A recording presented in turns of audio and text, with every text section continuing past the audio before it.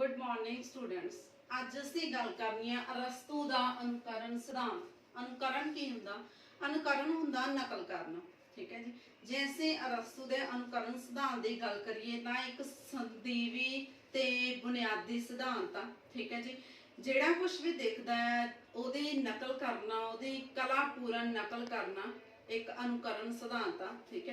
जे असीं छोटे बच्चे की गल करिए तो बच्चा जो भी देखता, जो भी सुनता, उस तरह की नकल करने की कोशिश करता ते जदों नकल करता उही एक अनुकरण सिद्धांत आ। ठीक है। हुण असीं गल करदे हां अरस्तू दे जन्म दी। अरस्तू दे जन्म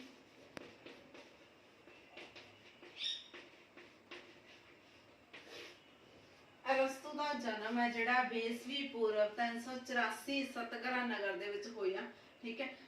अरस्तू भी अपने पिता दे वांग एक वैद बनिया। ठीक है। उहदा जिहड़ा पिता सी उहनूं वैद बनिया वेखना चाहुंदा सी, पर अचानक उहदे पति दी मौत हो गई ते अरस्तू दा जिहड़ी पूरी जीवन धारा बदल चुकी सी। ठीक है जी। अरस्तू ने 20 साल अफलातून दी अकैडमी विच सिक्ख्या प्राप्त कीती ते अफलातून दे सिद्धांतां नूं इनमें प्रवान नहीं कीता, सगों सूत्रां दे अगे प्रश्न भी खड़े कर दिते। ठीक है। हुण अरस्तू दे अनुकरण सिद्धांत की गल करते हैं। सब तो पहला साडे लई इह जानना बहुत जरूरी है भी अनुकरण दा अर्थ की है।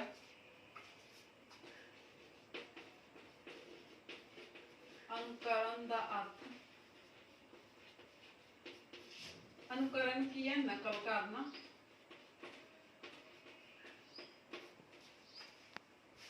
अनुकरण दे शाब्दिक अर्थ है नकल करना।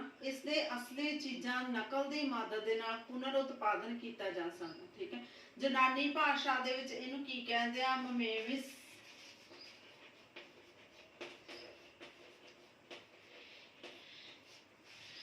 ठीक है जी। यूनानी साहित्य शास्त्र की गल करिए तो अरस्तू तो पहला इसनूं प्लेटो ने भी वरत्या सी, प्लेटो ने भी यूज किया सी। इसी आधार ते कल्पना साहित्य बड़ी सख्त आलोचना की गई। प्लेटो ने भी भौतिक जगत सादी अनुकृति करता सी। ठीक है। जे असीं समुची गल करिए तो समुचे रूप दे विच असीं इह कह सकते हैं भी जिहड़ा अनुकरण है, अनुकरण दा अर्थ है नकल करना। ठीक है।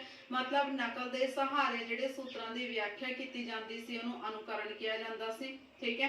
यूनानी भाषा दे विच मिमेसिस दी रूप दे विच वरत्या जाण लगा। ठीक है। पहला इहने प्लेटो ने भी इहदी वरतों कीती सी, पर हौली हौली जिहड़ा अरस्तू ने इस सिद्धांत दी प्रमुख रूप दे विच व्याख्या कीती। ठीक है। हुण असीं नैक्सट गल करदे हां अनुकरण दियां परिभाषावां, जिहदे विच सब तो फर्स्ट है अरस्तू दे अनुसार, अरस्तू अनुसार काव्य भाषा के माध्यम नाल प्रकृति का अनुकरण है। मतलब काव्य भाषा का जिहड़ा माध्यम है उहदे नाल जिहड़ी प्रकृति है उहदी नकल की जा सकती है। सेकंड है बुचर अनुसार,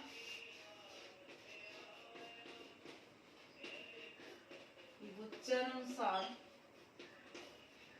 बुचर की कहता अनुकरण बारे? शब्द का अर्थ मूल रूप में पुनरुत्पादन है।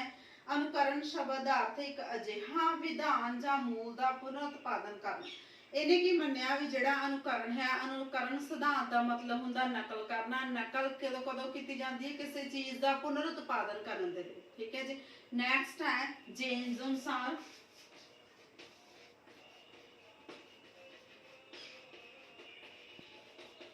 जेम्स अनुसार जेम्स की कहता अरस्तू दे काव्य शास्त्र विच अनुकरण का अर्थ है साहित्य विच जीवन का वस्तु मूलक अंकन, जिसमें असीं अपनी भाषा विच जीवन की कलात्मक मुड़ उसारी है। ठीक है। मतलब जेम्स कहता भी जिहड़ा अरस्तू है, अरस्तू ने अनुकरण सिद्धांत दे विच अपनी भाषा विच जीवन की कल्पनात्मक उसारी की है। मतलब कल्पनात्मक सूत्रां की व्याख्या की है। हुण असीं गल करदे हां अनुकरण दे किहड़े मुख तत्त ने जिहड़े महत्वपूर्ण भूमिका निभाउंदे आ, जिहदे विच फर्स्ट पॉइंट है काव्य दी प्रकृति। काव्य दी प्रकृति एक या अनुकरण दे तत्त।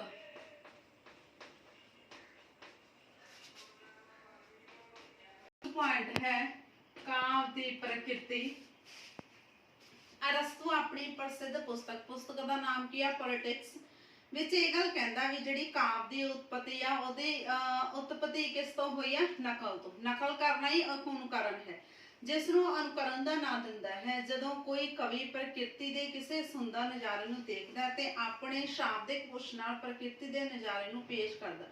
ਜਦੋਂ ਇੱਕ ਐਗਜ਼ਾਮਪਲ ਦਿੱਤੀ ਆ ਵੀ ਜਿਹੜਾ ਕਵੀ ਹੈ ਜਦੋਂ ਉਹ ਕਿਸੇ ਪ੍ਰਕਿਰਤੀ ਨਜ਼ਾਰੇ ਨੂੰ ਦੇਖਦਾ, ਪ੍ਰਕਿਰਤੀ ਮਤਲਬ ਬਾਹਰ ਕੁਦਰਤ ਦੇ ਨਜ਼ਾਰੇ ਨੂੰ ਦੇਖਦਾ, ਠੀਕ ਹੈ, ਮਤਲਬ ਉਸੇ ਤਰ੍ਹਾਂ ਹੀ ਉਹਦੀ ਨਕਲ ਕਰਕੇ ਪ੍ਰਕਿਰਤੀ ਨੂੰ ਦੇਖ ਕੇ ਉਸੇ ਤਰ੍ਹਾਂ ਦਾ ਚਿੱਤਰ ਬਣਾ ਕੇ ਮਨ ਦੇ ਵਿੱਚ ਉਹ ਆਪਣੀ ਕਾਵ ਦੇ ਵਿੱਚ ਰਚਣ ਦੀ ਕੋਸ਼ਿਸ਼ ਕਰਦਾ, ਮਤਲਬ ਕਾਵ ਦੀ ਪ੍ਰਕਿਰਤੀ ਦੇ ਵਿੱਚ ਰਚਣ ਦੀ ਕੋਸ਼ਿਸ਼ ਕਰਦਾ, ਠੀਕ ਹੈ। ਤਾਂ ਜ਼ਿੰਦਗੀ ਦੇ ਹੋਰ ਖੇਤਰਾਂ ਦੇ ਵਿੱਚ ਜਿੱਥੇ ਜਿੱਥੇ ਵੱਖਰੇ ਵੱਖਰੇ ਅਨੁਭਵ ਪੇਸ਼ ਕਰਦਾ, ਉਹ ਕਹਿੰਦੇ ਪ੍ਰਕਿਰਤੀ ਤੋਂ ਇਲਾਵਾ ਜਦੋਂ ਕਵੀ ਹੈ ਉਹ ਜ਼ਿੰਦਗੀ ਦੇ ਵੱਖੋ ਵੱਖਰੇ ਖੇਤਰਾਂ ਦੇ ਵਿੱਚ ਆਪਣੇ ਅਨੁਭਵ ਗ੍ਰਹਿਣ ਕਰਦਾ, ਆਪਣੇ ਹਾਵ ਭਾਵ ਰਾਹੀਂ ਆਪਣੇ ਅਨੁਭਵਾਂ ਨੂੰ ਇਕੱਠੇ ਕਰਦਾ, ਤਾਂ ਉਹਨਾਂ ਅਨੁਭਵਾਂ ਨੂੰ ਆਪਣਾ ਲਿਖਤੀ ਰੂਪ ਦੇ ਕੇ ਕਾਵ ਦੇ ਵਿੱਚ ਪੇਸ਼ ਕਰਦਾ, ਠੀਕ ਹੈ, ਜਿਹਨੂੰ ਕਿ ਸਮੁੱਚੇ ਰੂਪ ਵਿੱਚ ਕਾਵ ਦੀ ਪ੍ਰਕਿਰਤੀ ਕਿਹਾ ਜਾਂਦਾ, ਕਾਵ ਦੀ ਨਕਲ ਕਿਹਾ ਜਾਂਦਾ। ਸੈਕਿੰਡ ਹੈ ਕਾਵ ਦੀ ਉਤਪਤੀ।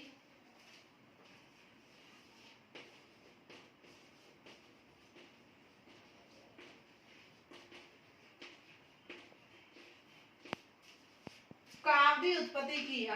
ਅਰਸਤੂ ਕਹਿੰਦਾ ਹੈ ਕਿ ਕਾਵ ਦੀ ਪ੍ਰਕਿਰਤੀ ਹੀ ਇੱਕ ਅਨੁਕਰਨ ਸਿਧਾਂਤ ਹੈ, ਇਸ ਦੀ ਉਤਪਤੀ ਦਾ ਕਾਰਨ ਹੀ ਅਨੁਕਰਨ ਹੈ। ਕਹਿੰਦੇ ਵੀ ਜਿਹੜੀ ਪ੍ਰਕਿਰਤੀ ਆ, ਪ੍ਰਕਿਰਤੀ ਹੀ ਇੱਕ ਅਨੁਕਰਨ ਸਿਧਾਂਤ ਆ। ਅਨੁਕਰਨ ਸਿਧਾਂਤ ਨੂੰ ਪ੍ਰਕਿਰਤੀ ਦੇ ਸਹਾਰੇ ਹੀ ਪੇਸ਼ ਕੀਤਾ ਜਾ ਸਕਦਾ। ਜੇ ਪ੍ਰਕਿਰਤੀ ਨਹੀਂ ਹੋਊਗੀ ਤਾਂ ਇਹਦੀ ਉਤਪਤੀ ਨਹੀਂ ਕਰ ਸਕਦੇ। ਨਕਲ ਕਰਨਾ ਤਾਂ ਮਨੁੱਖ ਦੀ ਜਮਾਂਦਰੂ ਰੁਚੀ ਹੈ। ਜਮਾਂਦਰੂ ਰੁਚੀ ਮਤਲਬ ਜਨਮ ਤੋਂ ਹੀ, ਜਦੋਂ ਬੱਚਾ ਹੈ, ਛੋਟਾ ਬੱਚਾ, ਠੀਕ ਹੈ, ਕਿਸੇ ਨੂੰ ਗਾਲਾਂ ਕੱਢਦੇ ਦੇਖਦਾ ਜਾਂ ਕਿਸੇ ਨੂੰ ਕੋਈ ਕੰਮ ਕਰਦੇ ਦੇਖਦਾ ਤਾਂ ਬੱਚਾ ਵੀ ਉਸੇ ਤਰ੍ਹਾਂ ਉਹਦੀ ਨਕਲ ਕਰਨ ਦੀ ਕੋਸ਼ਿਸ਼ ਕਰਦਾ, ਠੀਕ ਹੈ। ਇਸ ਤਰ੍ਹਾਂ ਅਸੀਂ ਕਹਿ ਸਕਦੇ ਹਾਂ ਵੀ ਜਿਹੜੀ ਅਨੁਕਰਨ ਹੈ, ਜਿਹੜਾ ਨਕਲ ਕਰਨਾ ਹੈ, ਜਿਹੜਾ ਬੱਚਾ ਹੈ ਉਹ ਜਮਾਂਦਰੂ ਤੋਂ ਹੀ ਉਹਦੇ ਮਨ ਦੇ ਵਿੱਚ ਹੁੰਦਾ, ਜਮਾਂਦਰੂ ਤੋਂ ਹੀ ਉਹਦੇ ਅੰਦਰ ਇਹ ਭਾਵਨਾ ਹੁੰਦੀ ਹੈ ਨਕਲ ਕਰਨ ਦੀ। ਮਤਲਬ ਜਿਹੜਾ ਕੋਈ ਵੀ ਛੋਟਾ ਬੱਚਾ ਵੱਡਾ ਹੁੰਦਾ ਤਾਂ ਆਪਣੇ ਵੱਡਿਆਂ ਦੀ ਨਕਲ ਕਰਕੇ ਹੀ ਸਿੱਖਦਾ, ਠੀਕ ਹੈ। ਇਸ ਤਰ੍ਹਾਂ ਇਸ ਕਾਵ ਦੀ ਉਤਪਤੀ ਦੇ ਵਿੱਚ ਜਿਹੜਾ ਵੀ ਜਿਵੇਂ ਕਵੀ ਹੈ ਉਹ ਸਹਿਜੇ ਆਪਣੇ ਆਲੇ ਦੁਆਲੇ ਦੇ ਵਿੱਚ ਘੁੰਮਦਾ ਫਿਰਦਾ, ਆਪਣੇ ਆਲੇ ਦੁਆਲੇ ਦੇ ਵਿੱਚ ਜੋ ਅਨੁਭਵ ਕਰਦਾ ਉਹਨੂੰ ਆਪਣੀ ਕਾਵ ਦੇ ਵਿੱਚ, ਆਪਣੀ ਕਵਿਤਾ ਦੇ ਵਿੱਚ ਰਚਣ ਦੀ ਕੋਸ਼ਿਸ਼ ਕਰਦਾ। ਥਰਡ ਹੈ ਕਥਾਰਸਿਸ ਅਨੁਸਾਰ ਵਿਰੇਚਨ।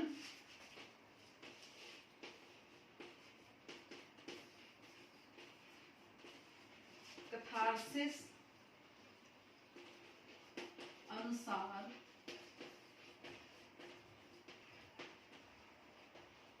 ਵਿਰੇਚਨ। ਅਰਸਤੂ ਦੇ ਅਨੁਕਰਨ ਸਿਧਾਂਤ ਦੇ ਵਿੱਚ ਕਥਾਰਸਿਸ ਦੇ ਵਿਰੇਚਨ ਦਾ ਬਹੁਤ ਮਹੱਤਵਪੂਰਨ ਆ। ਕਥਾਰਸਿਸ ਨੂੰ ਵਿਰੇਚਨ ਸਿਧਾਂਤ ਵੀ ਕਹਿੰਦੇ ਆ।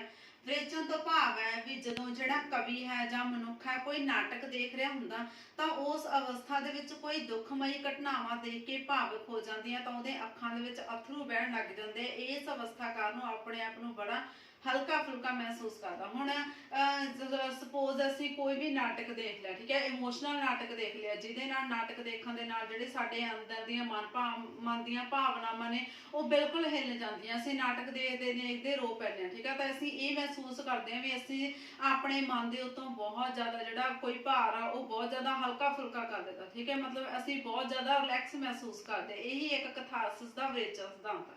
ਨੈਕਸਟ ਹੈ ਅਰਸਤੂ ਅਨੁਸਾਰ ਕਾਵ।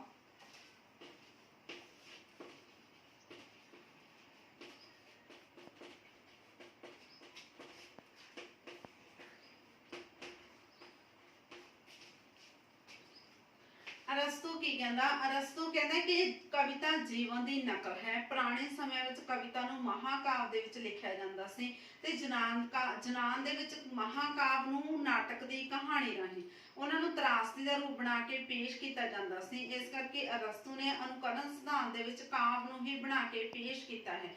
ਕਾਵ ਨੂੰ ਮਤਲਬ ਕਿਵੇਂ? ਉਹ ਕਹਿੰਦੇ ਵੀ ਜਦੋਂ ਪੁਰਾਣੇ ਸਮੇਂ ਦੇ ਵਿੱਚ ਕੋਈ ਵੀ ਕਵਿਤਾ ਲਿਖੀ ਜਾਂਦੀ ਸੀ ਤਾਂ ਪਹਿਲਾਂ ਮਹਾਕਾਵ ਦੇ ਸਹਾਰੇ ਲਿਖੀ ਜਾਂਦੀ ਸੀ। ਮਹਾਕਾਵ ਤੋਂ ਹੌਲੀ ਹੌਲੀ ਨਾਟਕ ਬਣ ਗਿਆ, ਠੀਕ ਹੈ। ਨਾਟਕ ਦੀ ਰਚਨਾ ਤੋਂ ਇੱਕ ਕਵਿਤਾ ਦੀ ਰਚਨਾ ਹੋਈ। ਕਵਿਤਾ ਤੋਂ ਹੀ ਜਿਹੜਾ ਅਰਸਤੂ ਨੇ ਆਪਣੀ ਕਵਿਤਾ ਦੇ ਵਿੱਚ ਹੀ ਅਨੁਕਰਨ ਸਿਧਾਂਤ ਨੂੰ ਪੇਸ਼ ਕੀਤਾ। ਨੈਕਸਟ ਹੈ ਅਰਸਤੂ ਅਨੁਸਾਰ ਨਾਟਕ। ਅਰਸਤੂ ਕੀ ਕਹਿੰਦਾ ਹੈ, ਕਹਿੰਦਾ ਪੁਰਾਣੇ ਸਮੇਂ ਦੇ ਵਿੱਚ ਜਿਹੜੇ ਸਾਰੇ ਜਨਾਨੀ ਹੋਇਆ ਉਹਨਾਂ ਨੇ ਆਪਣੇ ਨਾਟਕ ਨੇ ਜਿਹੜੇ ਉਹ ਕਾਵ ਦੇ ਵਿੱਚ ਪੇਸ਼ ਕੀਤੇ ਨੇ, ਕਾਵ ਦੇ ਵਿੱਚ। ਠੀਕ ਹੈ ਜੀ। ਜੇ ਅਸੀਂ ਗੱਲ ਕਰੀਏ ਸ਼ੇਕਸਪੀਅਰ ਇੱਕ ਬਹੁਤ ਵਧੀਆ ਨਾਟਕਕਾਰ ਜਿਹਨੇ ਕਵਿਤਾ ਜਿਹੜੇ ਸਾਰੇ ਨਾਟਕ ਨੇ ਉਹ ਆਪਣੀ ਕਵਿਤਾ ਦੇ ਰਾਹੀਂ ਲਿਖੇ ਨੇ। ਠੀਕ ਹੈ। ਇਸ ਲਈ ਅਰਸਤੂ ਨੇ ਵੀ ਜਿਹੜਾ ਅਨੁਕਰਨ ਸਿਧਾਂਤ ਪੇਸ਼ ਕੀਤਾ ਉਹ ਸਾਰੇ ਕਾਵਮਈ ਨਾਟਕਾਂ ਦੇ ਵਿੱਚ ਪੇਸ਼ ਕੀਤਾ। ਠੀਕ ਹੈ। ਨੈਕਸਟ ਲਾਸਟ ਪੁਆਇੰਟ ਹੈ ਅਰਸਤੂ ਅਨੁਸਾਰ ਰਾਗ ਕੀ ਆ, ਜਿਹੜੇ ਸਾਡੇ ਦਿਲ ਨੂੰ ਭਾਵ ਨੂੰ ਟੁੰਬਦੇ ਆ। ਠੀਕ ਹੈ। ਹੁਣ ਜਿਹੜੀ ਕਵਿਤਾ ਹੈ ਉਹ ਸਾਡੇ ਦਿਲ ਦੀ ਬੋਲੀ ਆ, ਸਾਡੇ ਹਿਰਦੇ ਨੂੰ ਟੁੰਬਦੀ ਆ, ਸਾਡੇ ਵਿੱਚ ਹਾਵ ਭਾਵ, ਸਾਡੇ ਵਿੱਚ ਮਨੋ ਭਾਵਨਾਵਾਂ ਨੂੰ ਪੇਸ਼ ਕਰਦੀ ਹੈ। ਇਹ ਭਾਵਨਾਵਾਂ ਤਾਂ ਹੀ ਪੈਦਾ ਹੋ ਸਕਣਗੀਆਂ ਜੇ ਸਾਡਾ ਜਿਹੜਾ ਦਿਲ ਹੈ ਉਹ ਰਾਗਮਈ ਅਵਸਥਾ ਦੇ ਵਿੱਚ ਹੋਊਗਾ। ਠੀਕ ਹੈ। ਜਿਹੜੇ ਅਨੁਕਰਨ ਵੀ ਅਰਸਤੂ ਨੇ ਇਸ ਸਿਧਾਂਤ ਨੂੰ ਵੀ ਇੱਕ ਕਾਵਮਈ ਰਾਗਮਈ ਅਵਸਥਾ ਦੇ ਵਿੱਚ ਪੇਸ਼ ਕੀਤਾ। ਠੀਕ ਹੈ। ਜੇ ਰਾਗਮਈ ਦੇ ਨਾਲ ਉਹਨੇ ਆਪਣੀ ਕਾਵ ਨੂੰ ਪੇਸ਼ ਕੀਤਾ ਤਾਂ ਹੀ ਉਹਨੇ ਆਪਣੇ ਜਿਹੜੇ ਨਾਟਕਕਾਰ ਨੇ ਜਾਂ ਆਪਣੇ ਜਿਹੜੇ ਅਰਸਤੂ ਦਾ ਸਿਧਾਂਤ ਨੇ ਉਹਨੂੰ ਦੁੱਖਮਈ ਪਰਾਂ ਨੂੰ ਸੰਗੀਤ ਵਿੱਚ ਢਾਲ ਕੇ ਦੁੱਖਮਈ ਸਥਿਤੀ ਦੇ ਵਿੱਚ ਪੇਸ਼ ਕੀਤਾ। ਠੀਕ ਹੈ। ਇਸ ਤਰ੍ਹਾਂ ਅਸੀਂ ਲਾਸਟ ਦੇ ਵਿੱਚ ਇਹੀ ਕਹਿ ਸਕਦੇ ਹਾਂ ਵੀ ਅਰਸਤੂ ਨੇ ਸਮੁੱਚੇ ਅਨੁਕਰਨ ਸਿਧਾਂਤ ਦੇ ਵਿੱਚ ਕਾਵ ਦੀ ਆਤਮਾ ਰਾਹੀਂ, ਕਾਵ ਦੀ ਪ੍ਰਕਿਰਤੀ ਰਾਹੀਂ ਨਕਲ ਨੂੰ ਪੇਸ਼ ਕਰਨ ਦਾ ਯਤਨ ਕੀਤਾ। Thank you.